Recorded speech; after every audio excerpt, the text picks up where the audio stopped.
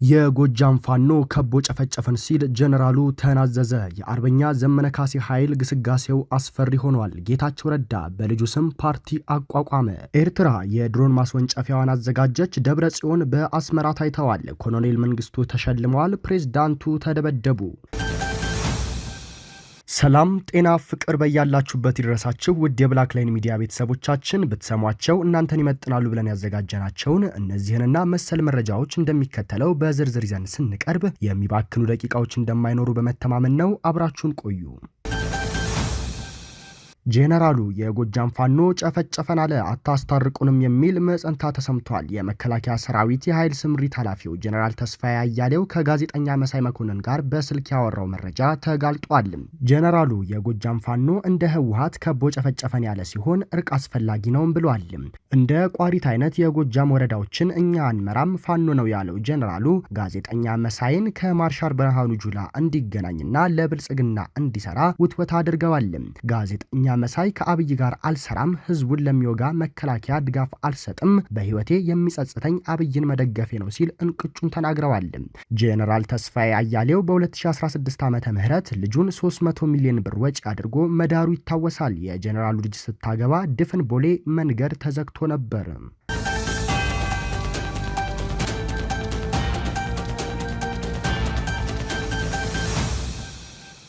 ዘመነ የተደራጀ የተናበበና በውጤት የሚለካ የፋኖ ኃይል ፈጥሯል። የዘመነ ኃይል እየታጠቀ እየሰለጠነና እየደረጀ ነውም ተብሏል። ብዙዎቻችን የምናውቀው አርበኛ ዘመነ ካሴ ምርጥና ጀግና የአማራ ታጋይ እንደሆነ ነው። አርበኛ ዘመነ ካሴ በኤርትራ በረሃ ለኛ ነጻነት ሲል መታገሉን በኋላም ከግንቦት 7 ተንኮል በማምለጥ በኡጋንዳ ሲሰቃይ ቆይቶ ወደ ኢትዮጵያ ከተመለሰ በኋላ ብዙ ታጋዮችን ያፈራ ልበ ሙሉ አርበኛ ነው። ከዚያም በሰሜኑ ጦርነት የአማራ ህዝባዊ ኃይል ፋኖን እየመራ የበኩሉን አስተዋጽኦ አበርክቷል። በ20 ሺዎች የሚቆጠሩ ፋኖች፣ አክቲቪስቶችና ጋዜጠኞች በአገዛዙ ወደ ማጎሪያ ካምፕ ሲወረወሩ ቅድሚያ ታርጌት ተደርጎ የታሰረው አርበኛ ዘመነ ካሴ ነበር። የአዲሱ ትውልድ ምልክት የሆነው አርበኛ ዘመነ ካሴ ከ9 ወራት እስራት በኋላ ሲፈታ ብዙ ሳይቆይ ህዝባዊ አብዮት በማስነሳት ትግሉን አቀጣጥሎታል። በአሁኑ ሰዓትም የአማራ ፋኖ በጎጃም ሰብሳቢና የአማራ ፋኖ ብሔራዊ ኃይል አፋብሃ አባል ነው። አርበኛ ዘመነ ካሴ ጀግና ታጋይ አርበኛ ብቻ ሳይሆን ባለምጡቅ አእምሮ ጎበዝ ተማሪ የነበረ ሲሆን ከሐሮማያ ዩኒቨርሲቲ በትምህርት ፋኩልቲ የጂኦግራፊ ምሩቅ ነው። የፋካልቲው ዋንጫም እሱ ነው የወሰደው። አርበኛ ዘመነ ካሴ ትምህርትም ጀግንነትም ብቻ ሳይሆን የጨዋታ አዋቂ ነው። በጂኦግራፊ የመጀመሪያ ዲግሪውን በወርቅ ሜዳሊያ እንደተመረቀ ማስታወስ ይቻላል። ስለሆነም አርበኛ ዘመነ ካሴ ብሶት የወለደው የዘመናችን እንቁ ጀግና ነው ብለዋል ፋኖዎችም። አርበኛ ዘመነ ካሴ የጎጃምን ፋኖ አንድ በማድረግ አስተማማኝ ኃይል ገንብቷል። የአማራ ፋኖ ብሔራዊ ኃይል ጎጃም ቀጠና ሁለተኛ ተፈራ ዳምጤ ክፍለ ጦር በሳምንት ከ3 ቀን በላይ እየተዋጉ ጠላትን መውጫ መግቢያ ያሳጡት የድል ባለቤቶች የመብረቁ ተፈራ ብርጌድ እንቁዎች ዛሬም ግንባር ላይ ይገኛሉ። የአብይ አህመድ ሰራዊት ከሞጣ ከተማ ወደ ባህር ዳር በሚወስደው አስፋልት መንገድ ኃይልም ሆነ ሬሽን ማቀበል የማይታሰብ ከሆነበት ዓመታትን አስቆጥሯል ተብሏል። ይሁን እንጂ ከሞጣ ከተማ ወደ ድጎና ወይን ውሃ ሬሽን አቀበላለሁ በሚል የተንቀሳቀሰው የጠላት ኃይል አርጢ ላይ ድባቅ በመምታት የሬሽን ማመላለሻ መኪናውን አስከሬን ያመላለሰበት ይገኛል። ለጠላት ስጋትና የእግር እሳት የሆኑበት የመብረቁ ተፈራ የሀብታሙ ሁነኛው እንዲሁም የሻለቃ መንበሩ ፍሬዎች ሁሌም ጠላትን ኢላማ ያደረገ ጀብድ በመስራት የሚታወቁ ሲሆን እየፈራረሰ የሚገኘው የመከላከያና አድማ ብተና አስከሬን እንኳን በቅጡ ለማንሳት ሳይችል እንደ ቅጠል አስፋልት ላይ እየጎተተ ግንባሩን ተቀንድሾ ተመልሷል። በዙ 23 እና በሞርተር እየታገዘ ጓዙን ጠቅልሎ ወደ መጣበት ፈርጥጧል። መብረቁ ተፈራ ብርጌድ ጠላትን አርበድብዶ ከአይን እማኞች በተገኘ 13 ሙትና ሻለቃ አመራሩን ጨምሮ 6 ቁስለኛ ማድረግ ተችሏል። ጠላት እንደ ድሮን የሚፈራውን ቀጠና እጅግ በጣም መናበብ፣ የማጥቃት ወኔና ፍጥነትን የተካኑት የመብረቁ ተፈራ ብርጌድ አመራሮችና አባላት የማጥቃትና መከላከል ልምዳቸውን በማጎልበት አስከብረውታል ብሏል። የሁለተኛ ተፈራ ዳምጤ ክፍለ ጦር ህዝብ ግንኙነት ኃላፊ ፋኖ አለሙ መለሰ። የአማራ ፋኖ ብሔራዊ ኃይል ሜጀር ጀነራል ባንታ ባተኮር አስደናቂ ጀብዶ ሰርቷል። ቀጠና የማይገድባቸው ጀግኖቹ ከደራ እስከ ቋራ፣ ከጎንደር እስከ ጎጃም፣ ከጎንደር እስከ ቤተ አምሐራ ወሎና በየትኛውም የአማራ መዳረሻ እየተንቀሳቀሰ ጠላትን ያሳፍራሉ፣ ወገኑን ያኮራል። ለነገ የድል መንገድ ዛሬ መሰረቱን እያነጸ ነው። ከንጋቱ 11 ሰዓት አርብ ገበያ ላይ የጀመረውን ውጊያ አድማሱን አስፍቶ ማህደረ ማርያም፣ ግንዳ ጠመም፣ ልጫ፣ ገላውዲዮስ፣ አርብ ገበያ፣ ወልዴ ተራራና አንበሳሜ ከተማና ዙሪያው ላይ እስከ ቀኑ 8 ሰዓት ሜጀር ጀነራሉ ባንታባተ ተወርዋሪ ክፍለ ጦር 4 ብርጌዶች፣ ጉና ክፍለ ጦር፣ ስቴዴንሳ ብርጌድ እና የገብረ መስቀል ብርጌድ አካሏ ጣይቱ ሻለቃና የጣና ገላውዲዮስ ክፍለ ጦር ብርጌዶች በጥምረት የአገዛዙ ዙፋን አስጠባቂ ጥምር ጦር በተባበረ አምሃራዊ ክንዱ አብረክርከውታል። ጠላት መጥቶ ሳይሆን የአማራ ፋኖ ብሔራዊ ኃይል ወደ ጠላት ምሽግ አቅንቶ የጠላትን ምሽግ ደረማምሷል ተብሏል። ማህደረ ማርያምን፣ ግንዳ ጠመምን፣ ልጫን፣ ገላውዲዮስን፣ አርብ ገበያንና ወልዴ ተራራ ላይ መሽጎ የነበረውን ጠላት አደባይቶ ቀጠናውን ከወንበር ጠባቂ የአብይ ሸኔ ወታደሮች ነጻ አድርገውታል። በዚህ ሰዓት የተጠቀሱ ከተማዎችና መዳረሻዎች ከአገዛዙ ወታደሮች ነጻ የተደረጉ ሲሆን ጎሃና አንበሳሜ ዙሪያ ግን ከፍተኛ የሆነ ትንቅንቅ እየተደረገ ነው። ለ8 ሰዓታት በቀጠለው አውደ ውጊያ ከጠላት በኩል ብዙዎች ተደምስሰዋል፣ ቆስለዋል፣ ገደል ገብተዋል፣ ተማርከዋል፣ መግቢያ መውጫ መንገድ አጥተዋል፣ ሲቃዡ ተስተውለዋል።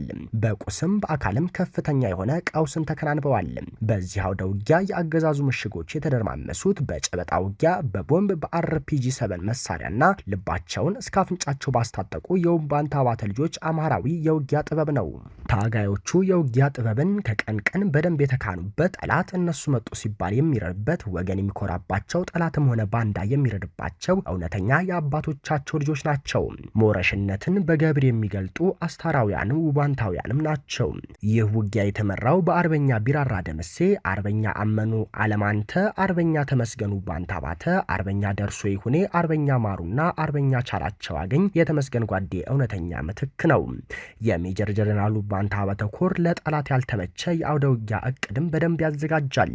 ስሜትን ሳይሆን ስሌትን ያስቀድማል። የውጊያ ጥበቦችን ለመተግበር ይሞክራል። በየትኛውም ጊዜ ለጠላት ራሱን ዝግጁ አድርጎ ይጠብቃል ተብሏል።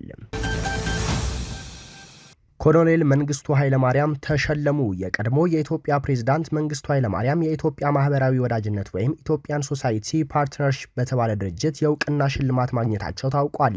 ኮሎኔል መንግስቱ ሽልማቱን ያገኙት በስልጣን ዘመናቸው የመሰረተ ትምህርትን ዘመቻ ተግባራዊ ለማድረግ ላበረከቱት አስተዋጽኦ በሚል እንደሆነ ጋዜጠኛ ገነት አየለ ተናግራለች። ጋዜጠኛዋ ሽልማቱን ሐራሬ ዚምባብዌ በሚገኘው መኖሪያ ቤታቸው ተገኝታ እንዳስረከበቻቸውም ተናግራለች። በዚህ ዓመት ለህትመት በበቃው ገሱ ጌትነት መጽሐፍ ላይ ወደ ኢትዮጵያ መመለስ እንደማይፈልጉ የተናገሩት የቀድሞ ፕሬዝዳንት ሽልማቱን በተመለከተ ንግግር አድርገዋል። በዚህ ጊዜ ባደረጉት ንግግር መሐይምነትን ከሀገራችን ለማጥፋት የተደረገው ጥረት እሳቸው ወደ ስልጣን ከመምጣታቸው በፊት በንጉሱ ዘመን የፊደል ሰራዊት በሚል ለጎልማሶች ትምህርት ይሰጥ እንደነበረ አስታውሰው የመሰረተ ትምህርት ዘመቻ በተጀመረ ጊዜ በመላው ሀገሪቱ በርካታ ሰዎች ተሰማርተው በሰሩት ስራ አመርቂ ውጤት የተገኘበት መሆኑን ገልጸዋል። ሽልማቱ የኔ ብቻ ሳይሆን በወቅቱ የነበሩት አብዮታውያን ጓዶች፣ ተማሪዎች፣ አስተማሪዎች፣ በጎ ፈቃደኞችና መላው ህብረተሰብ በንቃት የተሳተፈበት ስለሆነ የእነሱም ነውና ክብርና ምስጋናውን እነሱም ይውሰዱ ብለዋል። አያይዘውም በዚያን ጊዜ ይህ መሐይምነትን ለማጥፋት የሰራውን መልካም ስራ አስታውሰው እውቅና ለሰጡት ሁሉ ከፍ ያለ ምስጋናዬን አቀርባለሁ ብለዋል። በዚሁ ስነ ስርዓት ላይ የተገኘችው ልጃቸው ዶክተር ትዕግስት መንግስቱ ለትምህርት ያለህ ጥማትና ፍላጎት ያኔ ገና በወጣትነትህ የተገለጠው የመጀመሪያ ልጅህን ትምህርት ብለህ ስትሰይማት ነው። መማር መማር አሁንም መማር የሚለው መፈክር የሁላችንም ትዝታ ነው። ትምህርት ለሁሉም እንዲዳረስ ያደረከውን ጥረት በዚያ ተጠቃሚ የነበሩ ብቻ ሳይሆኑ ከመላው የኢትዮጵያ ህዝብ ጋር እኛም ቤተሰቦችህ እናደንቃለን ብላለች። ኮሎኔል መንግስቱ አገዛዛቸው በፈረሰበት ቀን ግንቦት 20 ዋዜማ መሸለማቸው እያነጋገረም ይገኛል። ትግራይና ኤርትራ የአንድነት ስምምነት ፈጸሙ። የኤርትራ ልዑካን ወደ መቀሌ ሲሄድ የትግራይ አስመራ ገብቷል።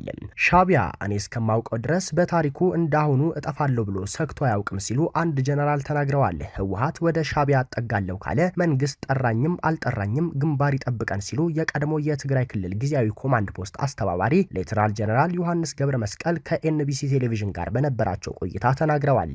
የፌዴራል መንግስቱ ሁለቱ ተባብረው ጦርነት ሊያውጁብኝ ነውም እያለ ነው። ኤርትራ የድሮንና የአየር ኃይል ትርኢት እያደረገች ነው። ነገሩ ተካሯል።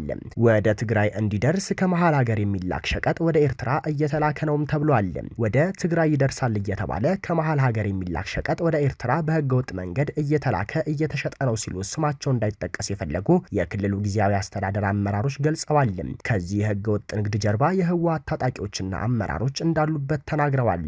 ጀነራል ታደሰ ወረደ በቅርብ በሰጡት መግለጫ እንዲህ ያለውን ህገወጥ ተግባር ተግባራት በክልል ውስጥ እንደማይታገሱ፣ ያልተጠና ከሌላ ሀገር ጋር የሚደረግ የውጭ ግንኙነትም አስተዳደራቸው እንደማይቀበል ገልጸው እንደነበር ያስታወሱት አመራሮቹ ለትግራይ ህዝብ የሚደርስ ሸቀጥ እየተቀማ ወደ ኤርትራ እየተላከ ነው የሚለው መረጃም ማስረጃም ቢኖራቸው መፍትሄ ለመስጠት ግን አልቻሉም ሲሉ ወቀሳ አቅርበዋል። ጊዜያዊ አስተዳደሩ በህገ መንግስቱ መሰረት ከሌላ አካል ወይም ሀገር ጋር የሚደረግ ንግድ ግንኙነት ማስቆም ግዴታው እንደሆነ የሚታወቅ ቢሆንም ከመግለጫ ባለፈ እርምጃ እየወሰደ አይደለም ሲሉ ትችትን የሚያቀርቡት አመራሮቹ በትግራይ ህዝብ ስም የሚምለው የህወሓትና የታጣቂ አመራር ህዝብ እየዘረፈ ማባከንና ሸቀጡን በህገወጥ መንገድ ማሻገሩን ተያይዞታል ሲሉ ገልጸዋል። ይሁን እንጂ ብዙዎች ጉዳዩን ከዚህ ያለፈ በግልጽ ሻዕቢያና ህወሓት ጋብቻ እየፈጠሩና ለፌዴራል መንግስቱ አንገዛም እያሉ ስለመሆኑም እየተነገረ ነው። በሌላ በኩል ለብልጽግና በቅርቡ የፈረመው አቶ ጌታቸው ረዳ አዲሱ በልጃቸው ስም ፓርቲ መስርተዋል። ፓርቲው ጸረ ህወሓት አቋም አለውም ተብሏል። በጌታቸው ረዳና ጓዳቸው ይመራል የተባለው ዲሞክራሲያዊ ስምረት ትግራይ ስምረት የተሰኘው ፓርቲ ዛሬ በይፋ ተመዝግቧል።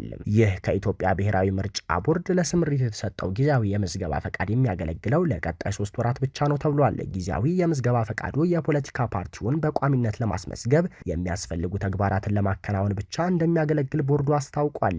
ስምረት ከህወሓት በተቃራኒ ሆኖ በትግራይ ክልል እንደሚንቀሳቀስም ታውቋል። ኦነግ አሜሪካን ወቀሰ። አሜሪካ አገዛዙን አላወቀችውም ብሏል። ያም ሆኖ የአሜሪካ ኤምባሲ ያቀረበውን የሰላም ጥሪ እንደሚደግፍ የኦሮሞ ነጻነት ጦር አስታውቋል። የአሜሪካ ኤምባሲ በኢትዮጵያ በየአካባቢው የሚስተዋሉ ግጭቶች እንዲቆምና በሀገሪቱ ዘላቂ ሰላም እንዲሰፍን የኦሮሞ ነጻነት ጦር ወደ ሰላም ድርድሩ እንዲመለስ ጥሪ ማቅረቡ ይታወሳል። ኤምባሲው ያቀረበውን የሰላም ጥሪ የደገፈው የድርጅቱ መግለጫ ለእውነተኛ ሰላም ከፍተኛ መስዋዕትነት የከፈለ ድርጅት እንደመሆናችን መጠን የዩናይትድ ስቴትስ ኤምባሲ ሀገሪቱ ዘላቂ ሰላም እንዲሰፍን ያቀረበውን ጥሪ እንደግፋለንም ብሏል። የጠቅላይ ሚኒስትር አብይ አገዛዝ በየጊዜው የሚቀርቡ የሰላም ተማጽኖ በተደራጀ መንገድ ወደ ጦር መሳሪያነት የሚያሸጋግር ገዢ አካል መሆኑን የጠቀሰው ፓርቲው አገዛዙ ሰላም ጥሪ የሚጠቅመው የፖለቲካ ግጭቶችን ለመፍታት ሳይሆን ህጋዊ ተቃውሞን ለማሸፋፈን እንደሆነ አብራርቷል። ነጻ ሚዲያዎች ከተዘጉ፣ ሰላማዊ ሰልፎች ከተከለከሉ፣ የተቃዋሚ ፓርቲ መሪዎች ከተገደሉ ወይም ከተሰደዱ በኋላ የአብይ አህመድ አገዛዝ ውጤቱን ጸጥታ ወይም ሰላም ሊሉት ነው በማለት አገዛዙ ስለ ሰላም ያለውን የተዛባ ትርጉም በመግለጫው አትቷል። ፕሬዝዳንቱ በጥፊ ተመታ። ጉዳዩ ዓለም አቀፍ መነጋገሪያ ሆኗል። የ47 ዓመቱ ፕሬዝዳንት በ72 ዓመቷ በሆነው ባለቤቱ ተገርፏል። ነገሩ አስገራሚ ነው፣ እያነጋገረም ነው። የፈረንሳዩ ፕሬዝዳንት ማክሮን በሚስቱ በጥፊ መመታት ትኩረት የሳበው ወደ ቪየትናም ጉዞ ለማድረግ ከአየር እየወረደ እያለ ነበር። የ72 ዓመቷ ብሪጊት ማክሮ በ47 ዓመቱ ባለቤቷ ላይ በአደባባይ እጇን ለመሰንዘር ያስገድዳት ምክንያት ጥያቄ ፈጥሯል። ኢማኑኤል ማክሮን የባለቤቱ ጥፊ ከቀመሰ በኋላ እጁን ይዛ ምንም እንዳልተፈጠረ ነገር አውሮፕላኑ መውረዷ ይገርማል። የሀገር ፕሬዝዳንት ላይ እጇን ያነሳችው ቀዳማዊት እመቤት የሚዲያዎች አብይ ጉዳይ ሆናለች።